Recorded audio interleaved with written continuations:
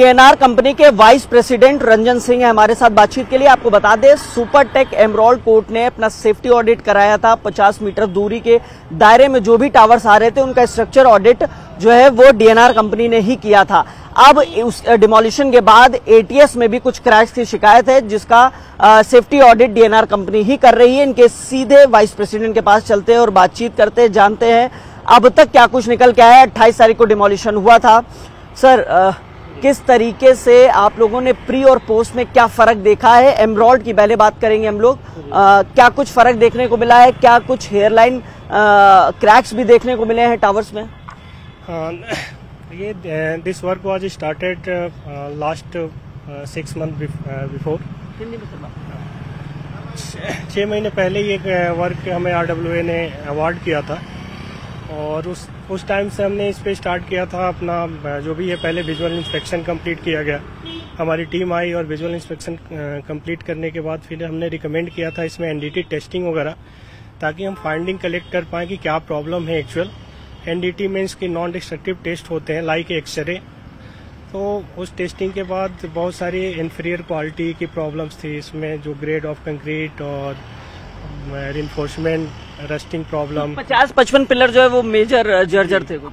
हाँ, 50 में जो 3 टावर्स को सेलेक्ट किए गए थे कि जो कि 50 मीटर की रेडियस में थे, ट्विन टावर के नियर अबाउट जो 3 टावर्स थे, एस्टर 2, एस्टर 3 और एस्पायर 1, जिसमें टोटल 407 कॉलम थे, जिसमें से 56 कॉलम सेलेक्ट किए गए थे जो कि इन्फीरियर क्वालिटी के थे और क्रैक्स उसमें पाए गए थे।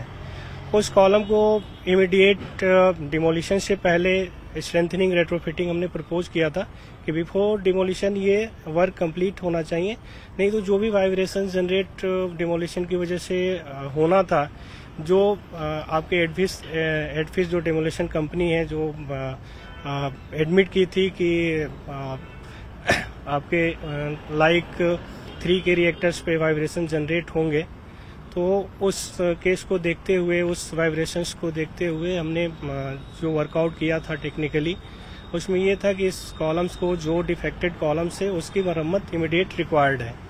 फिर CBRI की भी टीम विजिट की, हमने रिपोर्ट जो है CBRI को सबमिट किया। CBRI उस रिपोर्ट के बेसिस पे इमीडिएट एक्शन लेने के लिए बोला सुपरटेक को कि इमीडिएट आप इसको जो 55-56 कॉलम्स है उसको रेट्रोफिटिंग करिए। तो ये वर्क जो है आपके 28 को डिमोलिशन था, डिमोलिशन 26 को ये वर्क अचीव कर लिया गया था। आई थिंक 56 कॉलम्स को कंप्लीट कर लिया गया था, स्ट्रेंथनिंग कर दी गई थी। ये तो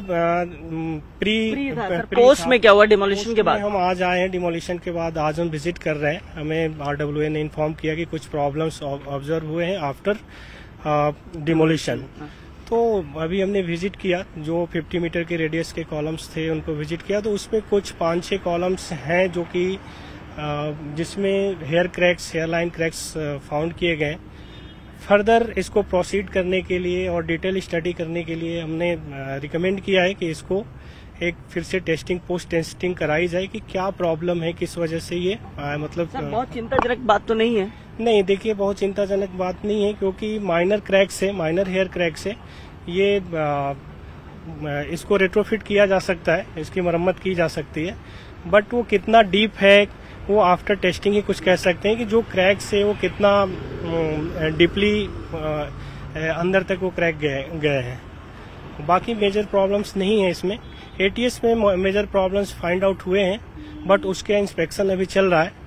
उसका इंस्पेक्शन अभी आपको मैं कंप्लीट उसके डेटा नहीं शेयर कर सकता हूँ जब तक इंस्पेक्शन कंप्लीट ना हो जाए। सर, लगभग फिर भी कितने टावर हैं जो, जब चूंकि सब एक बड़ा हिस्सा गिरा है ATS की तरफ, तो ऐसे में अगर माना जाए तो वो जो कितने टावर उसकी जद में आए हैं और कहाँ किन टावर को ज्यादा नुकसान हुआ है वहाँ पे? देखिए, जो पहले हमने प्री इंस्पेक्शन किया था, प्री स्ट्रक्चरल ऑडिट किया था, उसमें 6 टावर्स थे और टावर्स का लिस्ट तो मतलब मेंशन है, ऐसे याद नहीं है मुझे कि कौन कौन से टावर्स थे।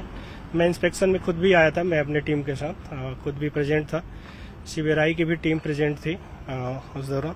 तो उस टाइम बहुत मेजर प्रॉब्लम नहीं थे। प्री इंस्पेक्शन में कुछ बहुत मेजर प्रॉब्लम फाइंड आउट नहीं हुए थे।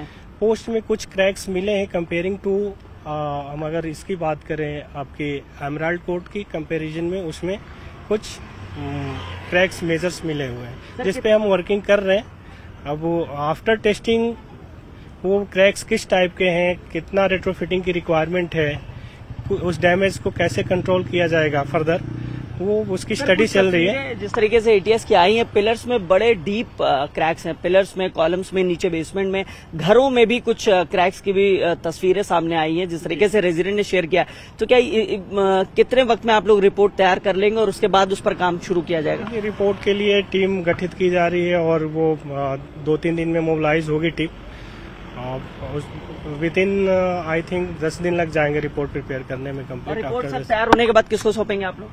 रिपोर्ट हमारी सीबीआई को जाती है, सीबीआई फिर वहाँ से अपना सुप्रीम कोर्ट को आई थिंक सबमिट करती है, या आपके नोएडा अथॉरिटी को सबमिट होती है रिपोर्ट। गवर्निंग बॉडी जो है मेन यही है। हम इनिशियली इसका जो भी हमारी फाइंडिंग होती है स्ट्रक्चरल ऑडिट में टेस्टिंग करा करके हम उस रिपोर्ट को हम रिकमेंड कर देते हैं। उस रिकमेंडेशन को आपके सीबीआई के पास जाती है, वो स्टडी करते हैं और स्टडी के बाद फर्दर वो नोएडा अथॉरिटी को सबमिट करते हैं एक्शन लेने के लिए। तो जाहिर तौर पे आप देख रहे थे डीएनआर के वाइस प्रेसिडेंट हैं जो स्ट्रक्चर ऑडिट कर रही है। इसी कंपनी ने स्ट्रक्चर ऑडिट किया था सुपरटेक एमराल्ड कोर्ट का, इसी ने एटीएस का भी किया है। जिस तरीके से पोस्ट डिमोलिशन यानी जब ध्वस्तीकरण की कार्रवाई हो गई उसके बाद इस स्ट्रक्चर में क्या कुछ समस्याएं आई हैं, इसकी स्टडी कर रही है ये कंपनी। और फिलहाल बताया जा रहा है कि सुपरटेक एमराल्ड कोर्ट में करीब 5 से 6 ऐसे टावर हैं जिनमें हेयरलाइन क्रैक्स की शिकायत आई है। इसके अलावा जो एटीएस है उसमें मेजर नुकसान हुआ है, उसकी स्टडी की जा रही है। स्टडी करके जल्द सीबीआई को जो है रिपोर्ट सौंपी जाएगी। कैमरामैन संजीव वर्मा के साथ हिमांशु शुक्ला, न्यूज 18 नोएडा।